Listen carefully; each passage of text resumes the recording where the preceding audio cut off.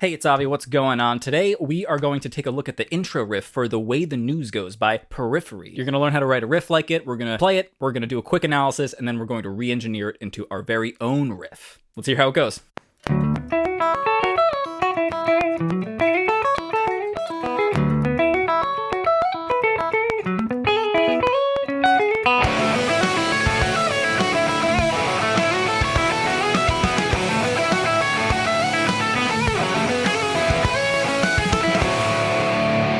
So that was the main riff. Let's take a look at what's going on here. This song is in drop C, but I was playing it in drop D. First things first, what we're dealing with here is we have this 0, this open D or open C going to this F sharp, right?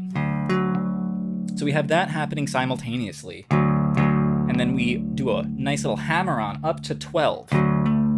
Okay? This first part is kind of just a glorified sweep. It's just not doing a straight arpeggio. Hammer up, then we get to 9, right? We're just barring there. I mean, on the G, we go up 9 to 11.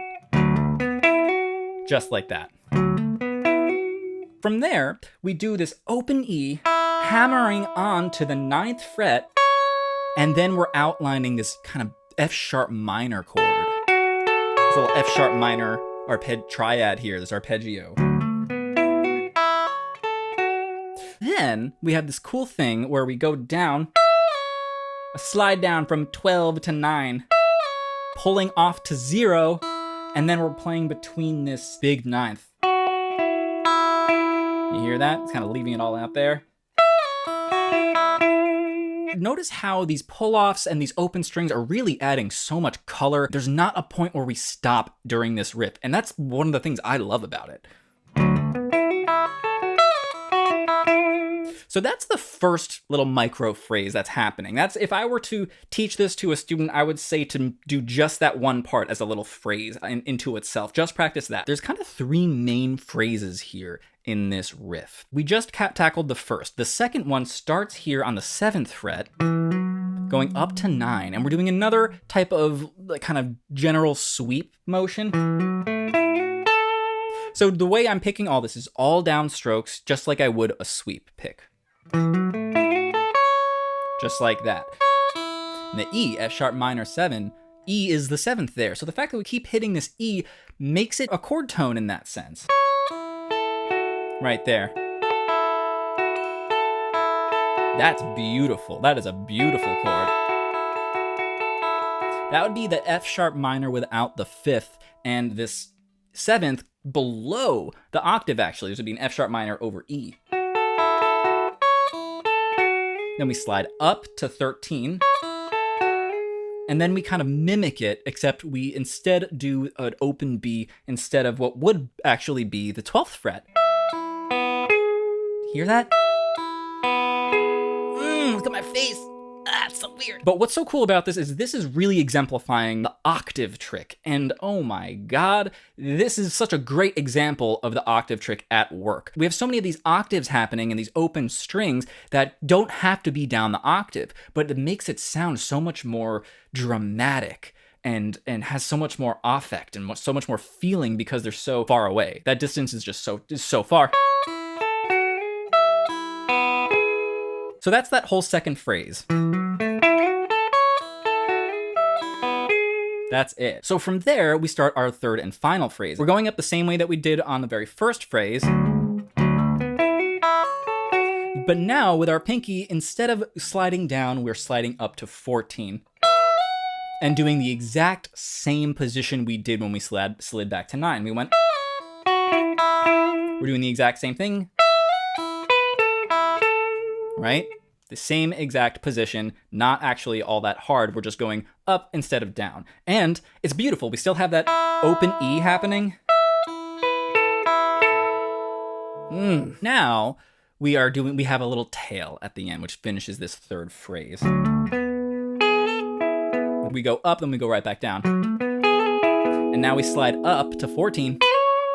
And we have this, my favorite part of this riff, where we start on 11, do a double string skip all the way up to 14 on the high E, then go down another string skip down to 13 on the G, slide up to 14, and then we have Finishing off on that high E, just open.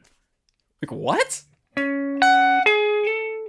I don't know about you, but that to me sounds amazing. I love that. That is maybe my favorite tail right now, ever.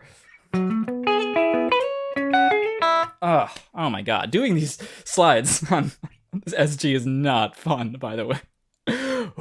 So then what happens, right, is it continues, we hit some distortion, and the drums come in, the bass comes in, and the guitars come in and go... So awesome. Then it goes back to... So good. And then it kind of continues into the verse from there. That is great. That's like a beautiful beginning to a song. Just A+ all around, you guys. Good job. Okay, so now let's re-engineer this a little bit into our own riff. I'm going to take away one of those little phrases. That's an easy way to keep things feeling different, because the phrasing is a little different. Instead of starting here, right, I want to start down here, kind of where the second micro phrase starts. So I'm kind of taking away that first phrase and just starting right there on the second phrase. So I'm going to use the exact same notes, the exact same arpeggio going up. I'm going to continue with doing it like this, with the 0, the open D, going in with that, like that. Spicy. Okay, so that's it. That's happening there. We have doing 7, 9, up to 7 on the D, then sliding up from 9 to 11 on the G string. Keep going up that F sharp minor 7 arpeggio. Okay, so right here is where I changed things. I really liked all of the open strings. I really loved that, and I loved how much movement there was. So the things I'm going to keep are the movement, a lot of those open strings. We're going to stay within this F sharp minor place more or less, but we're going to change things subtly the second time around. And then at the tail, we're just going to not even do anything similar to what's going on there to fully kind of remove ourselves from the way the news goes from this Periphery song. We're going up here. There's almost this sort of country, like twangy feeling, and I want to lean into that a little bit more than the riff does. So I'm going to do this kind of something like that. Perfect. Then I'm just going to do a slide down to 10 from 12 on the B string, and then go right back up like that. This kind of motion we really don't have any of in this riff, so cool. That differentiates us even more. Nothing wrong with that. That's micro phrase 1. So now what's going to happen is I'm going to change the ascent of it just ever so slightly, but but it's so good. Oh my god, just listen to this. So we're gonna go up the same way, except this time, instead of going to 9, we're going to go to 7 on the G string. And then we're going to go to 9 and then slide up. So we're adding a little more notes here into this ascension.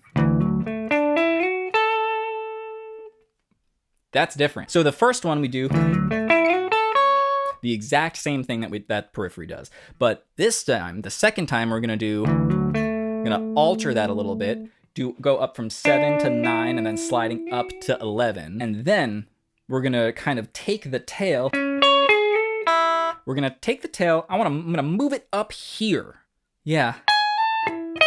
Like that. Kind of use the exact same thing. So we're starting on this tail. We're starting up here, going up to the high E. Right? So instead, what I'm gonna do is we're gonna start up top. Here I'm kind of inverting that little tail a little bit. We went down, up, down on the original tail by Periphery, and in our new version, we're doing up, down, up. Yeah. Even contour like this, just changing directions. I call it oppositional thinking. You can call it whatever you want. It's all the same. Just go in the opposite direction of something that's inspiring you. Easy, cheap way to make it sound different and keep your inspiration real strong. What's going to happen between then? More open strings. That's what. We're just going to really lean into those open strings. That's it. Just going to go between the open E and open B there and jump into that part. So this isn't even really the tail of this.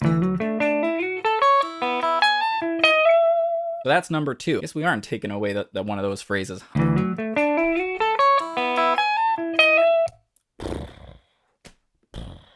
It sounds different. It's not the same, but you can hear the homage that it is making.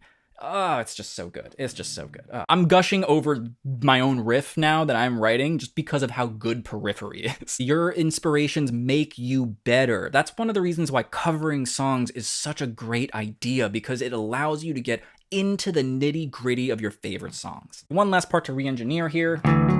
We're gonna continue up the same way that we've been doing, same way as the first time, so we're sort of mimicking the phrasing starts that Periphery is doing there, which is honestly fine. Same thing that we're gonna do. And here is where things are gonna go completely different.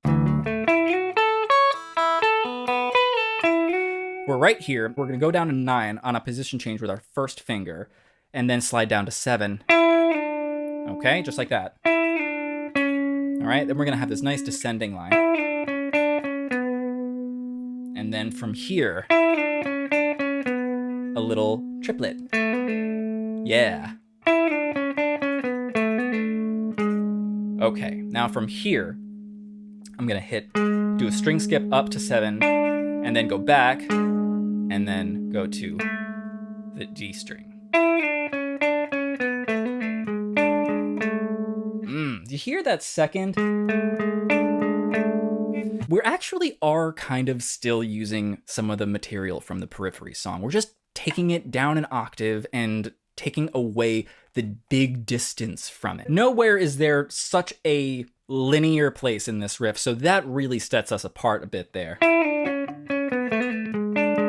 You could say that we're kind of liquidating things a bit there too, and okay, that's fine. We're liquidating some of the stuff to just kind of get to the end. Solid use of liquidation. It kind of feels like we're either missing a beat or two, and the way I'm going to play this is slightly different from the Periphery, which is also going to give us a different feel. We're going to play this as a pickup on 3, so that when we get back, we're going to just get right onto 1 for the downbeat. Let's hear how it sounds. So we're doing this. That's our first phrase.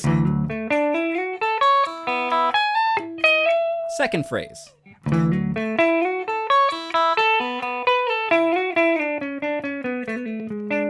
This is gonna be at the same tempo as the Periphery song, so wish me luck. Woof. Going to add drums just like we use the same beat that we did for the other one. I'm also going to add rhythm guitar, except I'm not going to just have these rung out chords. These chords rung. I don't know English. I'm not just gonna ring out those chords. I'm gonna add a little bit of a beat to it, kind of maybe off the beat, perhaps. Let's get into it. Let's lay it down. Go 1, 2.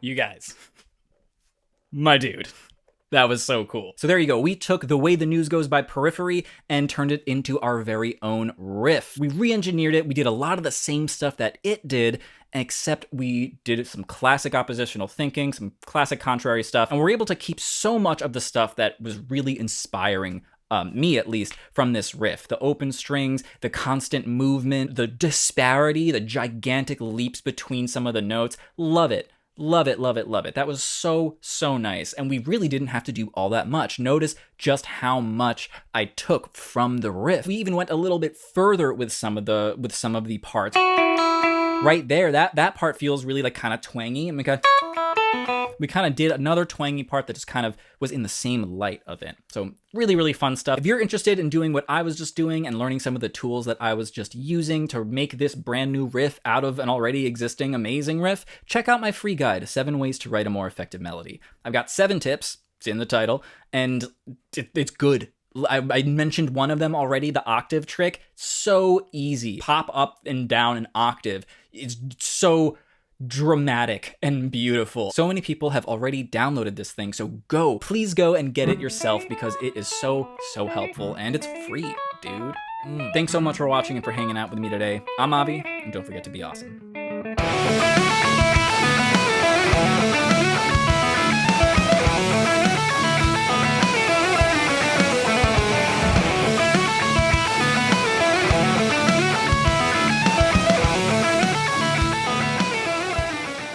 Hey, it's Avi. Check out this riff by Black Sabbath from Paranoid. So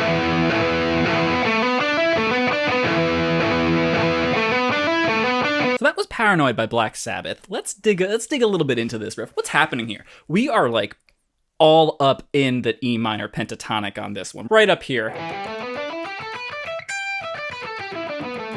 That's the whole riff right there, basically. All we're doing really is we're taking this double stop that we're barring with our first finger, 12 and 12 like that, and we're doing this super quick hammer-on onto 14 with our ring finger, like that.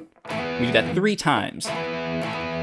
Just like that, not a big deal. And then after that, we just do a hammer-on from 12 to 14 with our first to third finger. Then we do the same thing on the D string, and then back to the A string, and then hit 12 on the D string, and then back to 14 on the A string. Not a problem. Let's hear that one more time.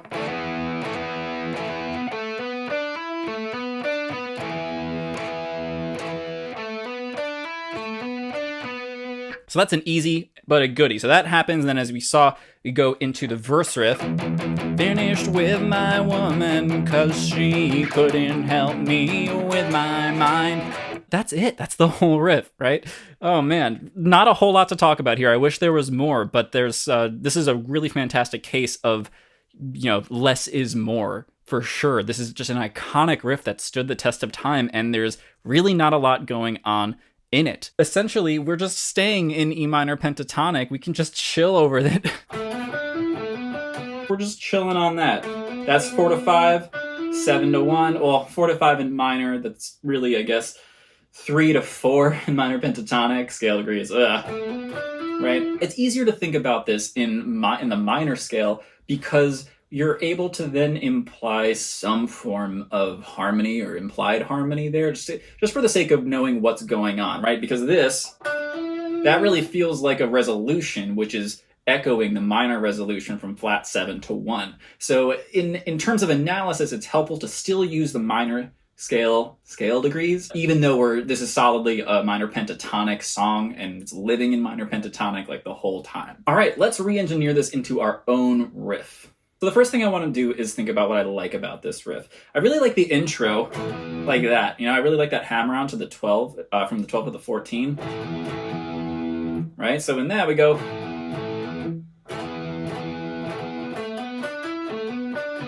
What if we speed that up a little bit more? What if it's a little more like, just like that, right? We do 2 instead of 3. Just do 2 and they're faster. Right, that. It's actually a little bit slower, but it's like faster and less time.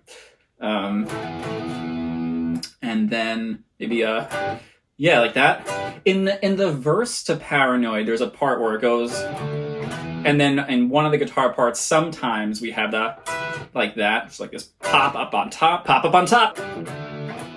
So knowing that about the song, I'm going to kind of maybe take that and put it in this riff and do something like, maybe not going up to here, but something like that. Cool. All right. Oh, all right. I did a little block there. That's cool. We're kind of mimicking Paranoid's format, its whole structure, and I think that's fine. I want to keep doing that. I mean, we have a little bit of an end. Okay, so Paranoid is, instead of going ba-da, and then going back down, we go up one more. Like that. That's all.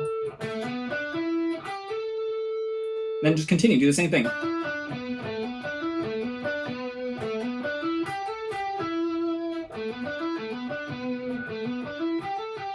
That's too much like Paranoid if we just go. No, that doesn't work. I want more there. Let's extend that a little bit. Let's prolong the even further this single line component of it. I think that's good. That's gonna be good. That's good differentiation than the original riff.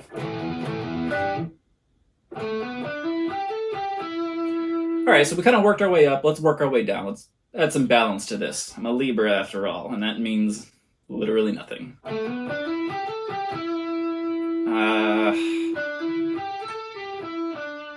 Yeah, okay. That's not too bad. When we end on the 7 or the 4, 5, whichever. What am I thinking of right now? What's the issue? What's the problem?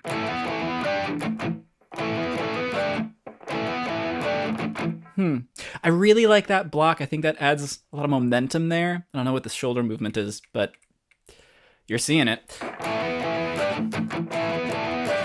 Yeah. Am I doing? Maybe just 2, not 3. Not ba ba ba, but ba ba. Yeah.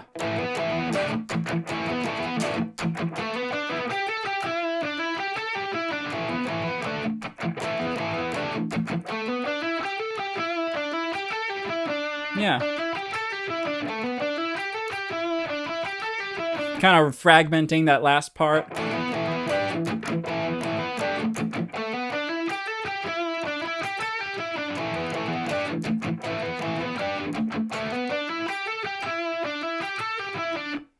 Okay, let's lay it down.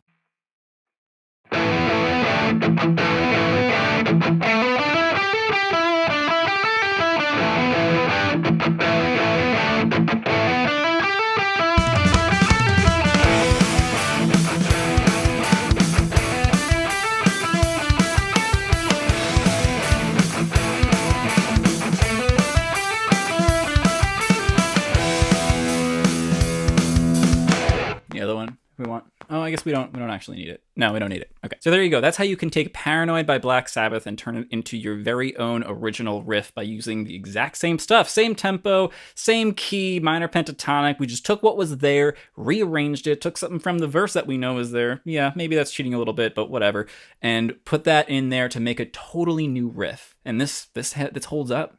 This holds up, man. If you feel like your melody game is a little bit off track and you want to write riffs, like I just did, grab a copy of my free guide, 7 Ways to Write a More Effective Melody. These tips will run you through the gamut of melody concepts and music concepts and fundamentals to make sure that everything is on the up and up. Try not to snap a lot there, because mic stuff, audio stuff, you know what I mean? Stuff that happens, stuff like that we want to make better. That doesn't make any sense. I don't know what I'm doing. What are we doing? Melody stuff. The guide. Get the guide. Get the melody guide. 7 Ways to Write a More Effective Melody. JustWriteMusic.com. That's the website that I have. It's also the name of the channel if you look down there. Yeah. Thanks so much for watching and for hanging out with me today. I'm Avi, and don't forget to be awesome.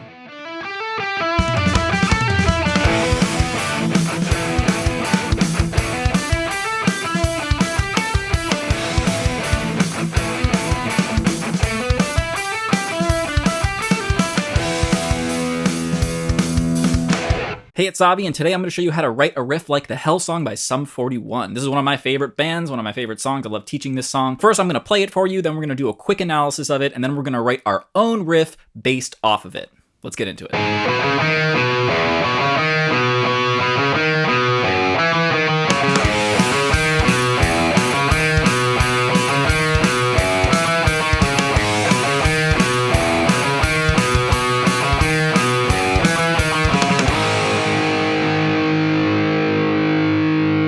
Let's talk about this riff a little bit. We're pretty solidly in this G sharp minor or A flat minor type place here on the 4th fret in standard tuning, just like that. And this whole riff is kind of just centered around this one chord here. It's really just centering around that G sharp minor triad.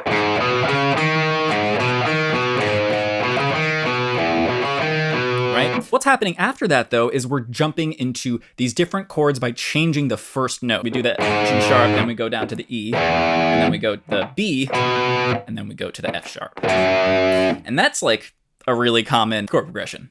It's everywhere. The same notes, the same pattern is happening, but we're changing that first note every time, which is changing the actual harmony as well. As we can hear in the backing track of the song that is going through those chords, it's doing that G sharp minor, then going to the E, then to the B, then to that F sharp. And this is actually also the chord progression for the verse riff.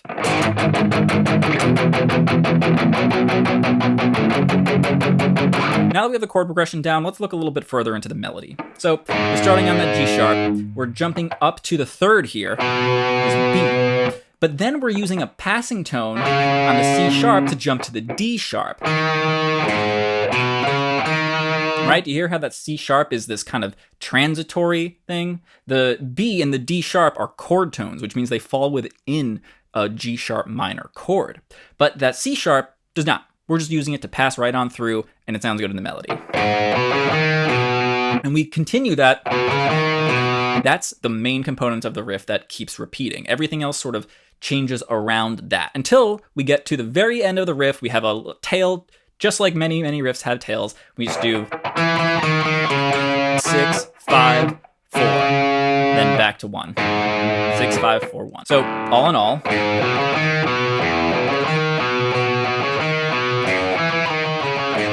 like that. And then that repeats a couple of times and you go right into the verse. We got our chord progression down. We're doing this 1, 6, 3, 7 thing in minor, which sounds great. We have our main riff down, which is really just moving around that main triad and changing that first note. Let's make our own riff out of this. First thing, we're hitting the root and we're jumping up to the third, a minor third from that G sharp, going to the B. And then we have that passing tone that we talked about, walking right up to the fifth. So we're really doing that 1, 3, 5 thing. It's going to be a little bit difficult to not hear that, and that's going to really make it sound like the song. But doesn't mean we can't do it. What I want to do first is just kind of change the order around. That's going to be the biggest thing to do. If we just kind of follow the contour and follow the order that it's doing, it's going to sound way too much like a Hell song. We're trying to make it sound a little bit different while still retaining the core qualities. Let's stay in the same key. Let's keep more or less keep the same chord progression. Maybe we'll change one of them. And I don't know, let's play around a little bit.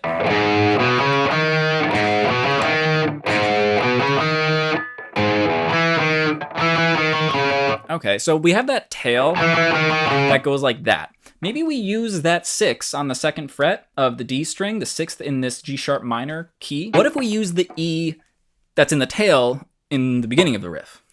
Let's jump up to it too. Let's take that minor third and invert it into a major 6th and do a jump up that way instead. From this G sharp up to this E. Cool, so far good. Let's see if we can, maybe we could take the tail and just kind of make the tail its own riff.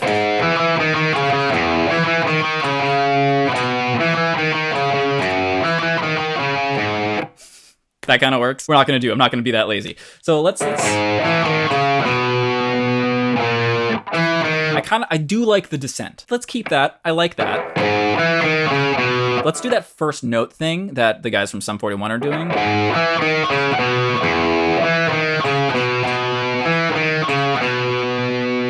And then it would be, it's a little stock. It's a little stock. Right, Lars? Let's get some drums in here. I think the drums are going to help us a lot with this.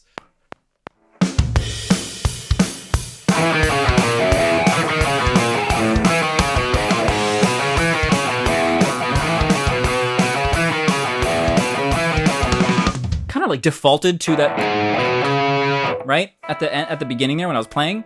I didn't hate that though.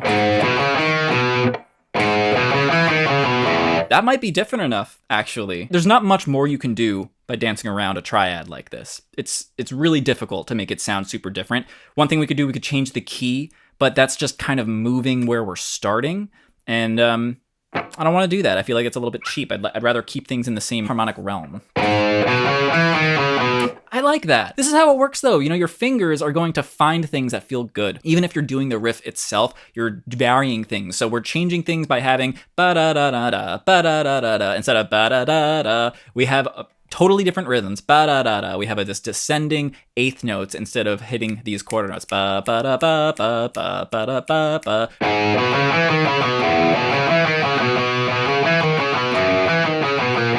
Hey, I did a little trail. Ba-da-da-da-da-da-da. That's fine. What I don't like is doing the exact same harmonic progression. Even just one of those notes changing will make it feel different.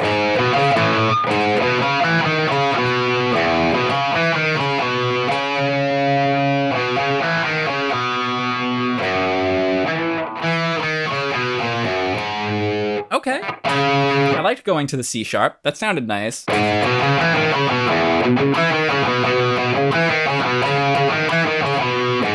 Oh, I did it differently that time.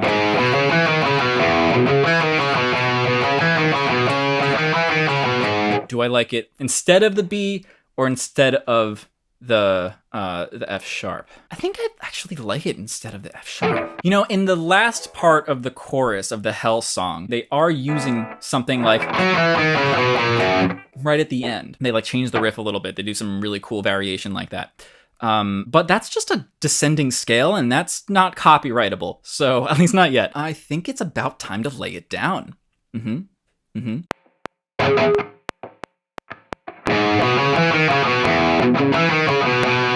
As I was playing around here, I noticed something else. I started doing some palm mutes, and I really, really liked it. So I'm gonna add those in, and yeah, let's see how it goes. I'll see you in there.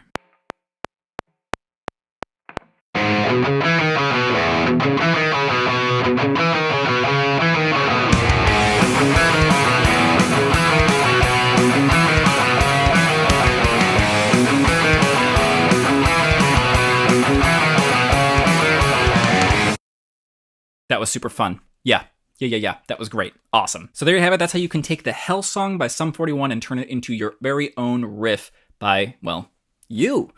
Very cool. Very cool, right? What did you think about our new original Sum 41 riff? Let me know down in the comments. If you want to start making riffs just like this and start using some of the tools that I was just using, take a look at my free guide, 7 Ways to Write a More Effective Melody. Over 1,000 people have already downloaded it, so go and grab your copy, help me reach that next 1,000, and be one of those people reaching back to me and being like, dude, this thing is great.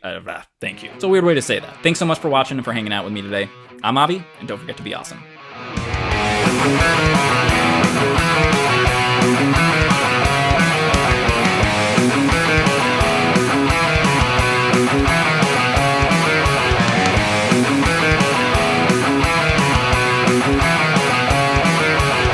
Hey, what's up? It is Avi. Today we are doing another Write a Riff Like. We're talking about Black Dog today. You're gonna learn how to play this riff. I started on 2. You're gonna learn how to play this riff. You're gonna learn how it ticks. We're gonna sink our teeth into it, what it's going on in it, and then we're going to write our very own riff just like it. We're gonna re-engineer it. Let's get on to it. Let's listen to Black Dog.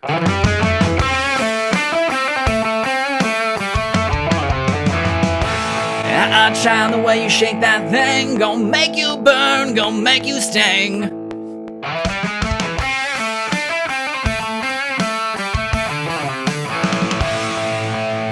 right, so that's it. That's the whole riff. Let's do a quick analysis of what's going on here. So we are solidly in A minor pentatonic.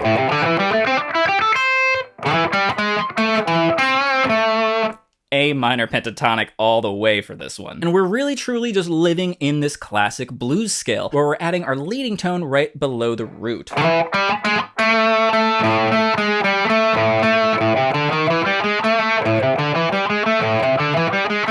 Super, super common. This is like bread and butter guitar stuff. There's really not too much happening in that sense. We're really just living in A minor, and that's it. Let's go over the riff itself. First thing, we start on the E over here. So E is normally the 5 of A when we're talking about major and minor scales. And even though we're in a pentatonic scale, and I guess it's technically 4, it still has the same function harmonically as an E will, as the 5 will. So we're starting on E, which already kind of makes us feel like maybe that we're not in A, but we definitely are.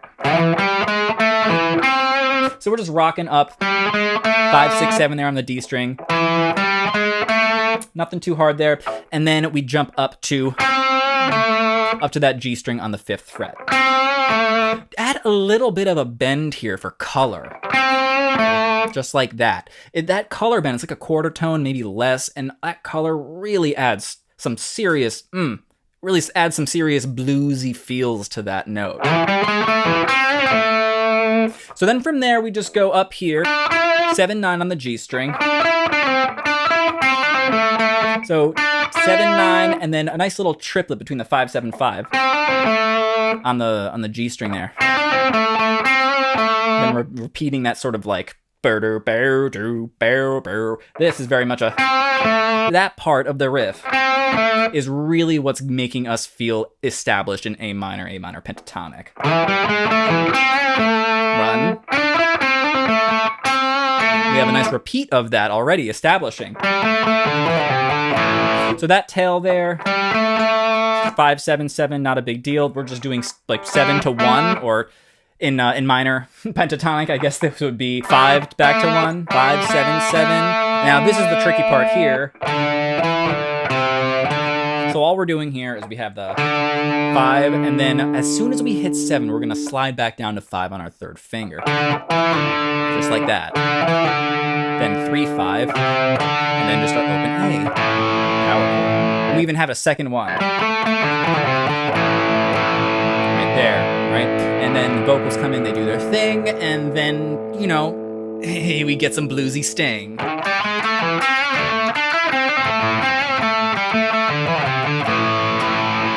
After the main riff that happens here, the lyrics happen a couple times, and then we have this sort of altered version of it. We're kind of fragmenting it a little bit in a lower register up down here, maintaining that same that one little motive there, which is really screaming Black Dog to us at the moment. It just kind of hangs out there. And then kind of keeps the beat steady. John Bonham is keeping the beat steady here as things kind of very ever so slightly move around. So the beat is not always hitting in the same way at the same time on the riff. We're going to keep that around.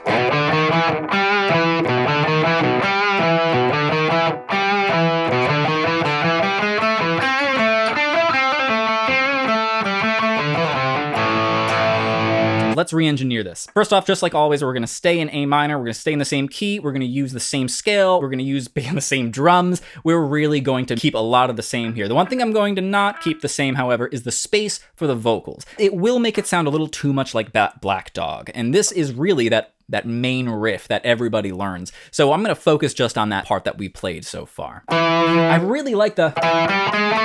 Now, the tricky part here is if we do it just in that order, we're really going to sound way too much like Black Dog. And even if we don't do it exactly in that order, we still run that risk. This is such a classic song, it's really gonna be a little bit more difficult than the others. Even Crazy Train, which is like incredibly classic. Instead of starting on the E here, we're gonna start on the A. And we're gonna kind of change this ascending riff a little bit, just so it is different. So instead of...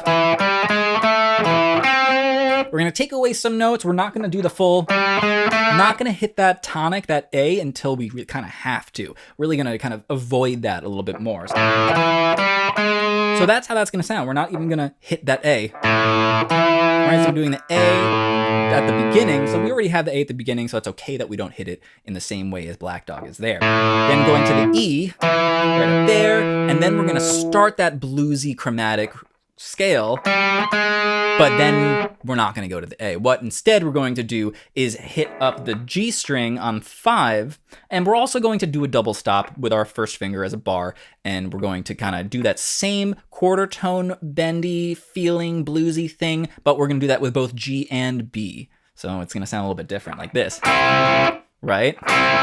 Just like that. Yeah, kind of still sounds like it, but it really is its own thing, truly. There's a little bit of similarity, right? Especially if we stop there and then kind of make that more of a thing rather than... Right? It's a little bit more continuous there, but we're not going to have it be totally connected like that. We're going to stop. Then we hit the A there. We really earned that A at that point.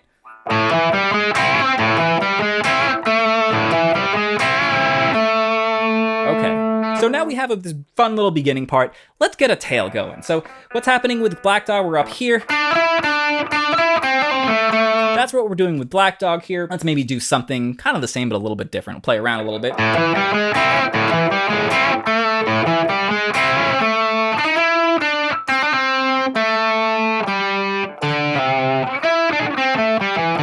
Maybe something like that.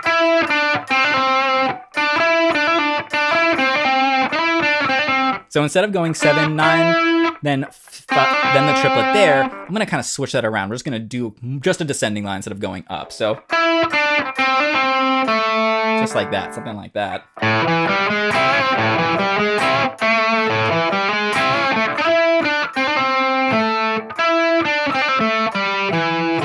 That's it, that's perfect.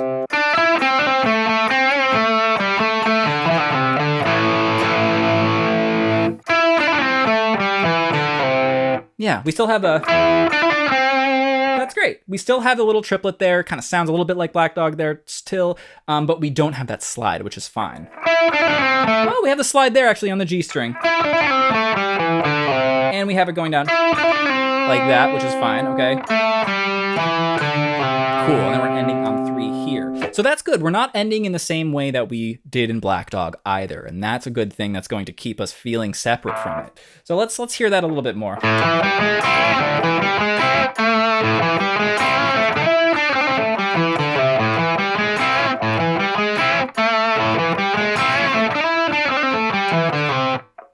You guys, I think we're ready to lay it down.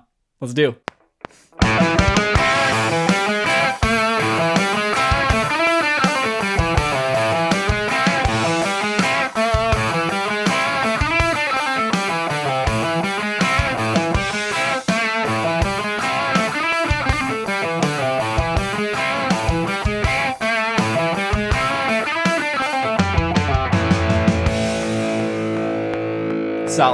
Solid. So there you go. We just took Black Dog and made our own little riff out of it. We kept the same key, same scale, A minor pentatonic, right? And we even kept the same ascending line there.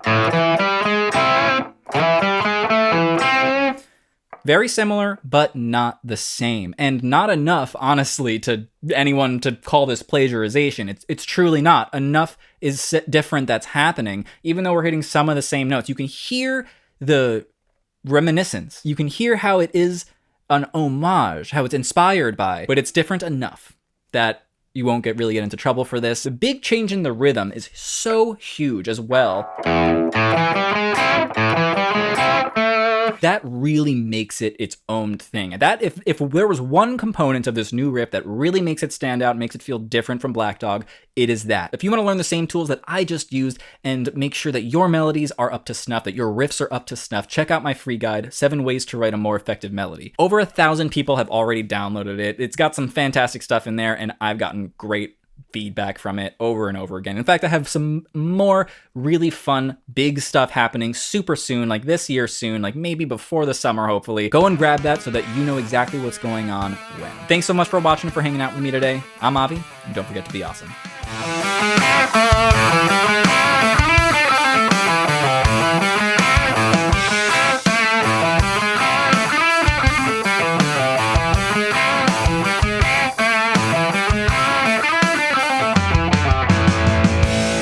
Hey, it's Avi. What's going on? We're in a slightly different place. Today, I'm going to show you how to write a riff like Crazy Train by Ozzy Osbourne. Yeah, that super awesome, crazy classic riff we're going to write our own version of. Let's hear how it goes, and let's do a little bit of analysis.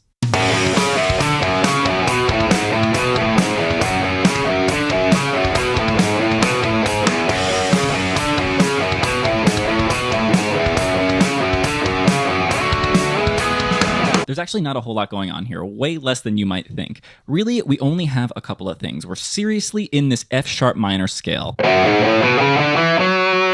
Oh man, this is super awkward. And we're really just moving between the 1 here on the 2nd fret and the 5 here, as well as the 6 on the 5th fret of the A string. Altogether, we're really not doing anything too crazy. We're just going 1, 1, 5, 1, 6, 1, 5, 1. Then we have a similar type of descending line. Instead of going up, now we're going down. We're doing a 4, 3, 2, 3. Then a 3 here on the 5th fret. And then we're just going right down 4, 3, 2, 7. Let's hear that right there, that tail part. All right, so what can we do to make this our own? Well, you know me, I like using what I call oppositional thinking. I just like taking what's happening and just doing the opposite, or straight up inverting it, reversing it in some way. Okay, not too bad. Not too shabby, but we can make this a little bit better. You know me, I like adding palm mutes. We're doing metal, so let's add a couple of palm mutes here. Maybe change the rhythm a teeny bit to make it feel a little bit less like Crazy Train, even though we're still using the exact same intervals, the exact same notes. We're just changing the rhythms, adding some articulations, and doing the opposite, changing up the order of the intervals, but not actually changing the intervals. Let's hear how it sounds.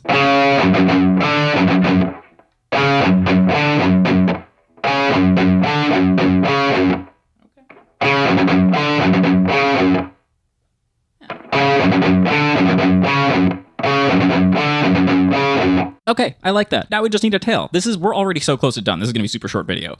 So we just need a little bit of a tail now. Bum, ba, da, ba, bum. What do we do from there? Need a mic stand for this. Just keep it right there close to my face. Let's see. Bum, ba, ba, na, na, na. So let's just create a tail. Let's take the tail from Crazy Train. We'll make it a little bit different. Why don't we go into a different register? I think that's gonna sound good. Yeah. We're gonna go up, and then we're gonna go back down. Instead of going ba-da-da-da, starting on 4, why don't we start on... Why don't we go up to 1? Yeah, that's perfect. Change the rhythm a little bit. We're still gonna use this descending line, and then we're just gonna kind of descend down, but we're gonna have to descend to a place where we're going to go back to 5 instead of going back to 1. So maybe we do go down to 2. Yeah.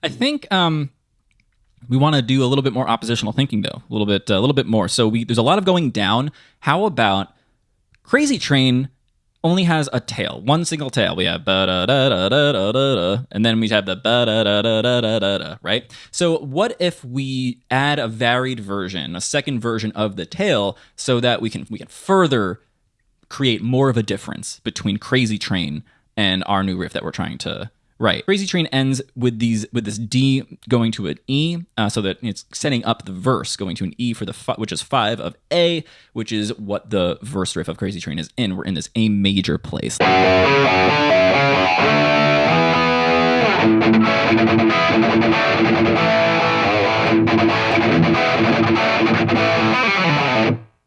Yeah, Randy Rhoads is great. Randy Rhoads is the best. He's an amazing guitarist, and we lost him far too soon. There's like this extra tail that happens after we do the riff a couple of times that's leading us into the verse. Yes, so we're not really needing to worry about that. So how about we just add a separate version of the tail, which honestly, because it's serving a separate purpose, it's going to make it sound super different. Again, we're using the same scale, we're using the same key, we're using the same notes, essentially, a lot of the same intervals. We're just hitting that descending scale at the very end, the second part of the riff, putting it up a register, and then continuing that descent, doing more of that. And except this second time we do it, we're going to maybe turn that on its head. We're going to go down a little bit, then we're going to go up.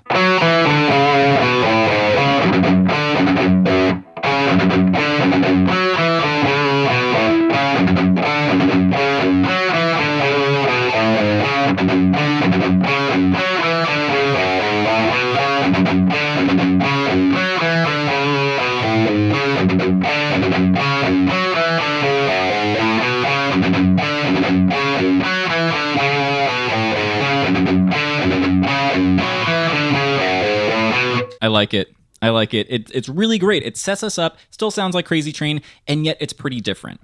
Though we're not even really changing the rhythms all that much. We're not changing a whole lot, but we're changing enough to really make it sound like its own riff. I'm going to lay this down. I'll see you in there on the other side.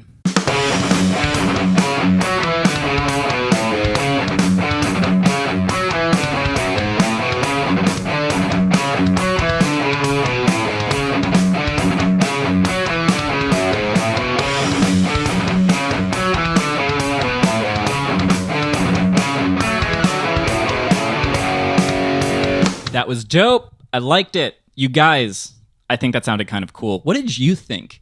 Check that out. We just created this whole new riff out of Crazy Train, just using some music, understanding some intervals, using those intervals, changing up the order, adding an articulation. We did not do a lot. There you have it. That's how you can take Crazy Train by Ozzy Osbourne, this super amazing, classic, iconic guitar riff from rock and metal, and take it and make it your own. If you want to do the exact same thing here and learn how to use these melodic tools to create your own melodies, take your inspiration, take what you love and make your own stuff out of it, check out my free guide, 7 Ways to Write a More Effective Melody. There I give you tips that we just went over here that are going to be super helpful, super powerful for you. I've been giving this thing away for a long time. Over 1,000 people have already witnessed the power of these tips. So go join them, become part of my next 1,000.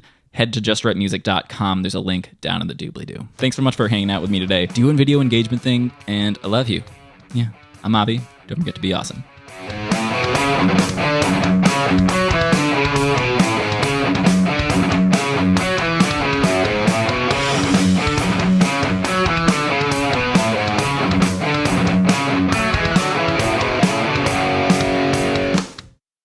it's Avi, and today we're diving into the main riff for Enter Sandman. We're going to see what makes it tick, pick it apart a little bit, do a little analysis, and then we're going to re-engineer it into our own original riff. This is a new kind of video for me, never done this before, so I'm totally interested in what you have to say, so do a video engagement thing. First off, let's hear the main riff from Enter Sandman.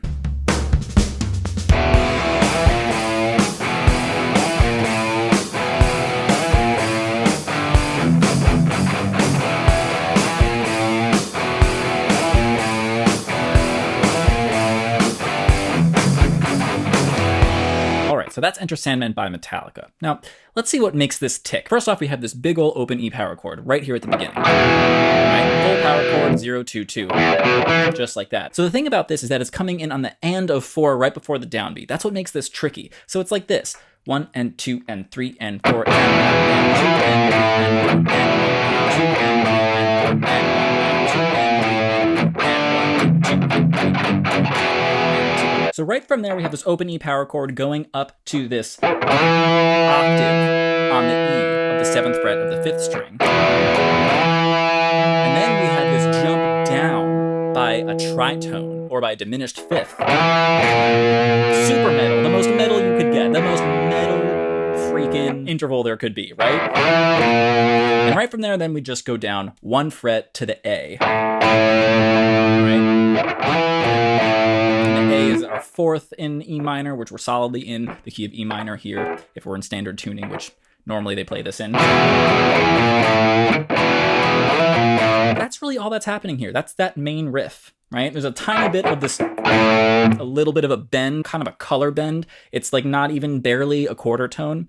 So yeah, don't even quite worry about that. Listen really carefully if you want to get the articulation down. So finally, there's the tail to this riff, and that's just, right, we're doing this 3-5-5 power chord, full power chord, and then going between F sharp and G, right? But we have an palm muted open E right in between there, like that. All palm muted too. Now, throughout the song, the palm muted right there on this tail part will change, so listen closely for that. And that's literally the whole riff. Boom. Analysis done. Let's re-engineer this. How are we going to make another riff just like Enter Sandman? There's a couple of things that we can do. First off, I'm going to stick with the open E power chord at the beginning. That's so classic for metal that you can't. It's just, you can't change that. So just keeping that, we're also going to keep the, that's what I'm going to do. I'm going to keep this. But instead of going down, I like to do what I call, at least, oppositional thinking. So when you're inspired by a riff like this and you want to make it your own, you want to write something like it, think about what it's doing and then do some opposites of what it's doing. So instead of going down by a diminished 5th, why don't we go up by a diminished 5th? So we have... Okay, what can we do after that? We can go down again to the A, kind of mirroring Enter Sandman a little bit. Like that. A little too on the nose. Let's go up again. We went up on the octave. Let's continue going up. All right. I feel like there's a jumping off point here. Let's keep going. Yes. Love that already. All I'm doing here is I'm adding a little bit of an extra. We're doing the same thing here. I'm just adding one more of those, but one string up, which would be a 4th. Cool. Already sounding a little bit different, right? Versus... kind of sounds like a different riff, but it's like very much using the same exact components. We're literally just taking Enter Sandman and changing a few things. I want to make things a little bit more different here. So... sure, why not? That's perfect.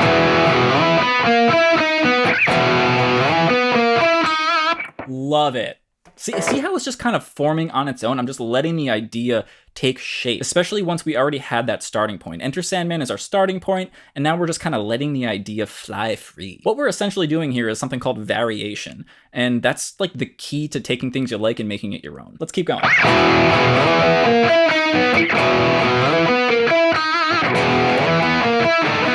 All right, so now we need a tail or something. We do that a couple of times. We have the... There's no pinch harmonic in Enter Sandman, so we're just creating these differences.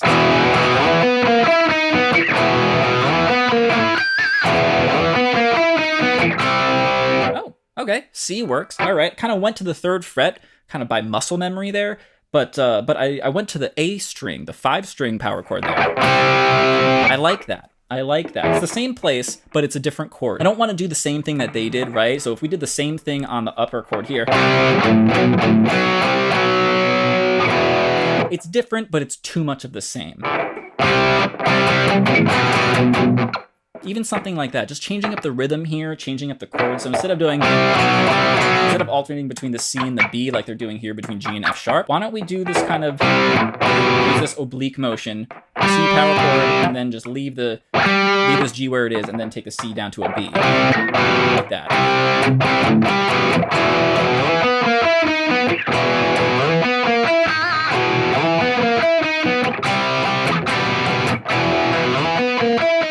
Maybe a little bit more palm muting though, because we got some heavy chugs, right, in Enter Sandman. So maybe you want to keep a little bit of the chugs. We want to keep a little bit of the chugs.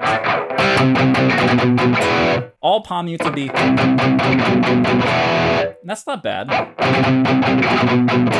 That's also kind of cool, adding a little bit of a gallopy sense. Or I like that. But the combination of the two, the straight palm mutes and then the gallop. Love it. Okay, cool. So.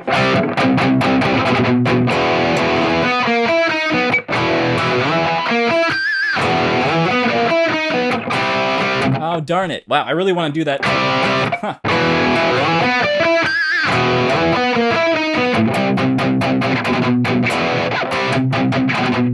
Okay, so I think I'm gonna have this ba bum bum bum ba da bum, because I think that ba bum bum bum, that's locking me in a little bit easier, a little bit better. It sounds cool.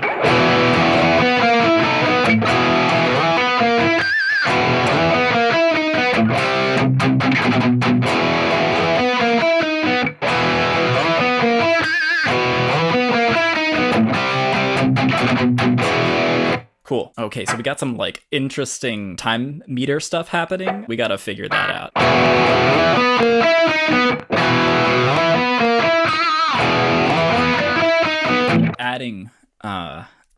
Adding something. I think it's a bar of 5/4, maybe right here.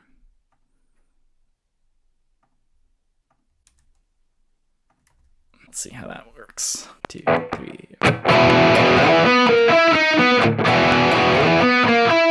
It's a 5/4 thing. Cool, we did it, guys. Now let's just make sure it comes in at the right spot. We have another beat of 5/4. Two bars of 5/4. I added a beat on 2 of these measures. Let's lay it down.